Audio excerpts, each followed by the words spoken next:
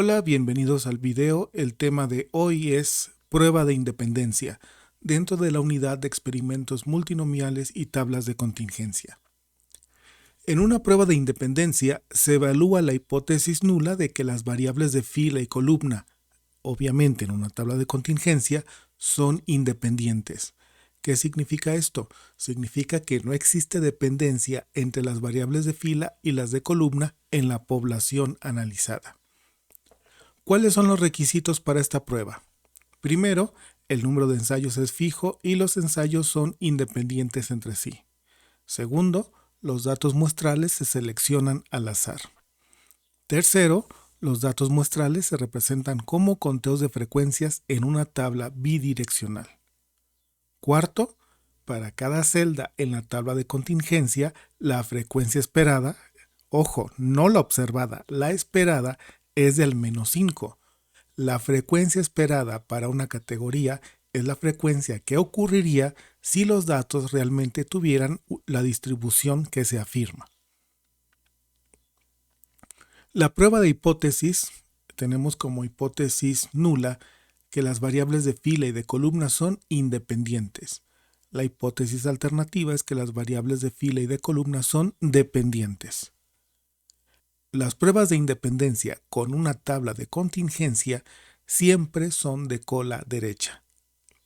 El estadístico de prueba es este con una distribución chi cuadrada.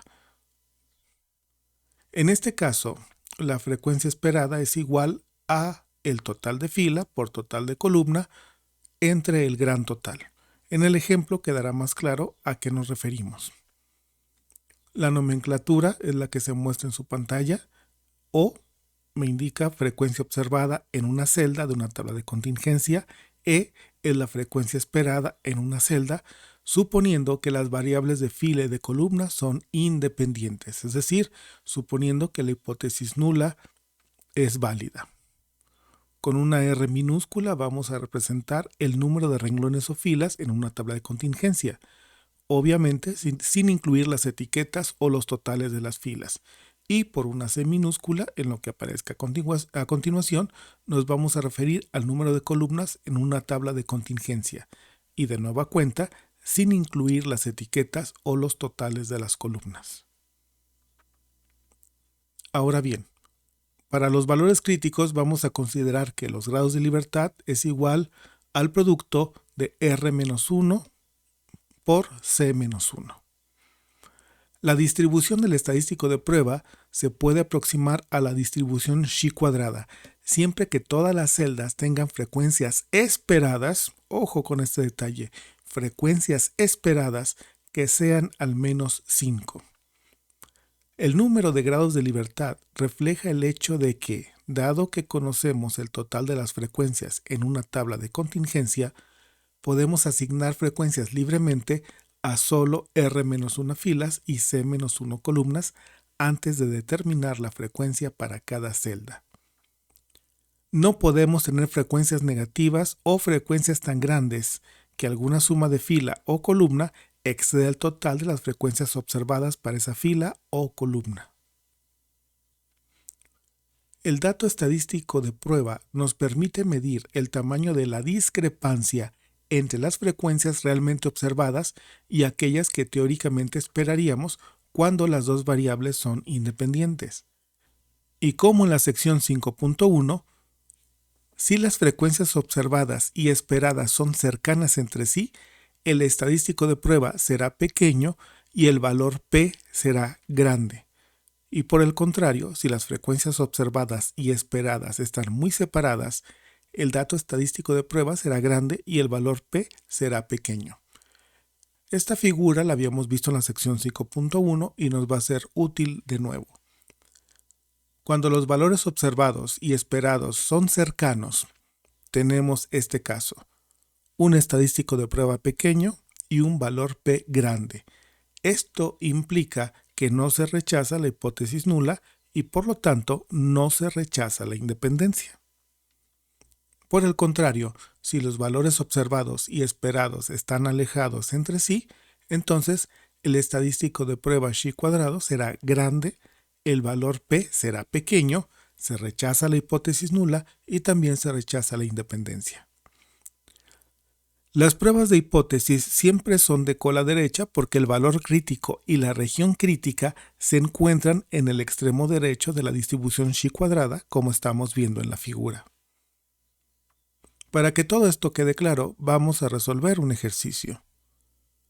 En una región de Chiapas se desea estudiar la relación entre el tipo de cultivo, maíz y café, y el nivel de fertilidad del suelo, alto, medio y bajo.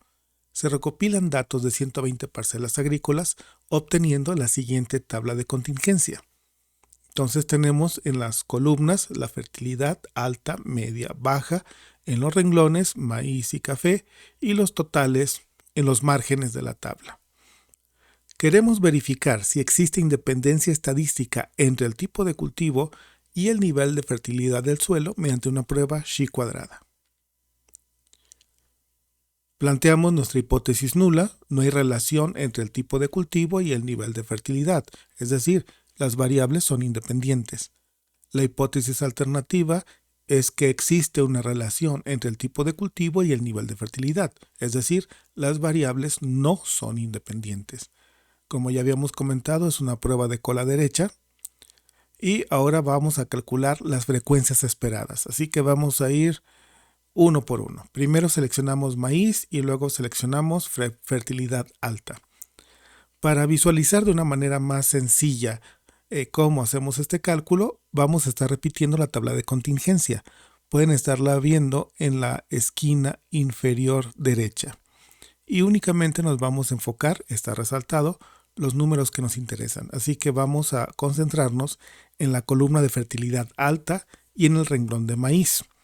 El gran total lo vemos en azul, es 120. Para el maíz el total es 78, para fertilidad alta es 42. Ahora lo que hacemos es tomar la fórmula que habíamos comentado, en donde la frecuencia esperada es igual al total de fila, que en este caso es 78 en color rojo para el maíz, por el total de columna en color verde, 42, que es para fertilidad alta, entre el gran total, que es 120. Esto nos da una frecuencia esperada para maíz y fertilidad alta de 27.3. Es importante recordar lo siguiente: las frecuencias observadas siempre son números enteros. Sin embargo, las frecuencias esperadas pueden contener decimales. No hay ningún problema con esto. Ahora vamos para maíz y ahora fertilidad media.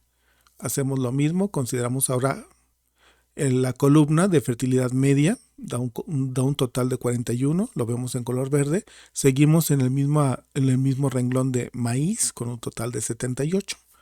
Hacemos la operación correspondiente y nos da 26.65. Ahora vamos para maíz y fertilidad baja. En este caso sería 78 por 37 entre 120.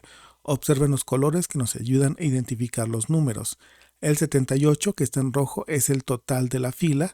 El 37, que está en verde, es el total de la columna. Y el 120 es el gran total. Ahora tenemos café y fertilidad alta. Terminamos el maíz. Ahora vamos al renglón de café. Comenzamos con fertilidad alta. Igual, el total de fila es 42 en color rojo, el total de columna también es 42 en color verde, el gran total obviamente sigue siendo 120 y ahora la frecuencia esperada para café y fertilidad alta es 14.7. Hacemos lo mismo para café y fertilidad media, los colores nos ayudan, entonces tenemos 42 por 41 entre 120 nos da 14.35. Ahora vamos con café y fertilidad baja. El total de la fila es 42, lo vemos en color rojo. El total de la columna es 37, lo vemos en color verde. Y el gran total es 120. Esto nos da una frecuencia esperada de 12.95. Con esto terminamos y lo que queda ahora es construir nuestra tabla de contingencia para las frecuencias esperadas y es como aparece en pantalla. Los valores que están en los márgenes siguen siendo los mismos de la tabla original, pero tenemos frecuencias esperadas con valores decimales, que es lo normal. Ahora vamos a calcular el estadístico de prueba. Aquí vamos a ir por partes para hacer la suma y vamos analizando. Primero tenemos fertilidad alta, frecuencia observada, frecuencia esperada. Y en los renglones tenemos maíz y café. En el caso del maíz para fertilidad alta, la frecuencia observada es 22 y la esperada es 27.3, como lo acabamos de calcular. Para el café, la frecuencia observada en fertilidad alta es de 20 y la frecuencia esperada es de 14.7. Ahora hacemos la siguiente operación. Observada menos esperada al cuadrado sobre esperada. Es decir, manejando los números, tendríamos entonces 22 menos 27.3 se eleva al cuadrado y se divide entre 27.3 y eso nos da 1.0289. Hacemos lo mismo para el café. Entonces tenemos 20 menos 14.7. Esta diferencia la elevamos al cuadrado y dividimos entre 14.7. Y esto nos da 1.9109. Sumamos para lo que corresponde a fertilidad alta y tenemos 2.9398. Vamos con fertilidad media, considerando también frecuencias observadas para maíz y café y frecuencias esperadas también para maíz y café. Hacemos las mismas operaciones y obtenemos un total de 0.0453. Hacemos lo mismo para fertilidad baja y la suma da 4.2058. Una vez que terminamos, calculamos el estadístico de prueba, que es la suma justamente de esto, observado menos esperado al cuadrado entre esperado, para todas las columnas, fertilidad alta, media y baja, considerando maíz y café. Por lo tanto, lo que tenemos ahora es la suma de las tres cantidades que tenemos aquí. 2.9398 más 0.0453 más 4.2058. Por lo tanto, nuestro estadístico de prueba tiene un valor de 7.1909. Calculamos los grados de libertad. La fórmula es el número de renglones menos 1 por el número de columnas menos 1. Tenemos dos renglones, maíz y café, así que el primer término es 2 menos 1. Tenemos tres columnas, fertilidad alta, media y baja, así que el segundo término es 3 menos 1. Y 1 por 2 es 2. Tenemos 2 grados de libertad, distribución chi cuadrada. Nos vamos a nuestra aplicación, indicamos distribución chi cuadrada, 2 grados de libertad. Para la prueba de cola derecha, recuerden que es upper tail, e indicamos el nivel de significancia de 0.05, que es el que se usa comúnmente. Así que tenemos nosotros un valor crítico de 5.9915.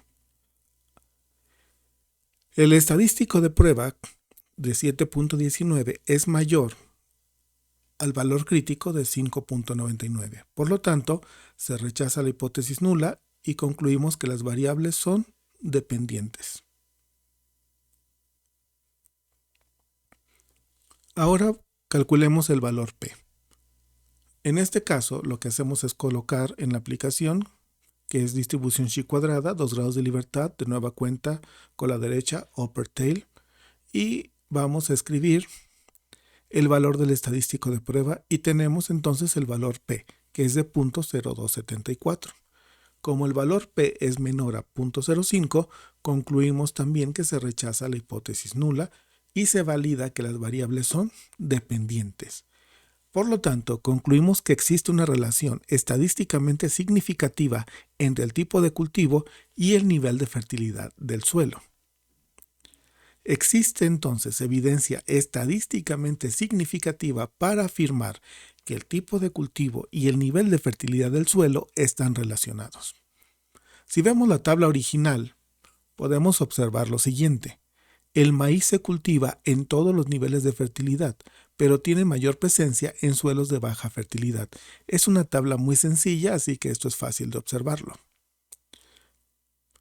Obviamente esto refleja la capacidad del maíz para adaptarse a condiciones menos óptimas. El café, por otro lado, se asocia principalmente con suelos de fertilidad alta y media, con muy pocas parcelas en suelos de baja fertilidad. En este ejercicio podemos ver fácilmente esto y apreciar las conclusiones que obtuvimos relacionándolas con los valores de la tabla de contingencia. Es un ejercicio sencillo, de antemano podíamos saber el resultado, pero nos ayuda a ver cómo la prueba funciona. Entonces, concluimos que hay una tendencia. lo que confirma el resultado. Las variables no son independientes. En esa tabla es fácil de verlo, pero en la práctica podemos tener tablas de contingencia con muchísimas columnas y renglones, y entonces ya no sería tan obvio. Aquí es donde se vuelve muy importante la prueba de independencia. Como les he comentado antes, normalmente esto no se hace a mano, se hace en computadora, y estos ejercicios nos ayudan a entender los principios, los fundamentos de la prueba para poderla entender. Hasta aquí el video, muchas gracias por su atención.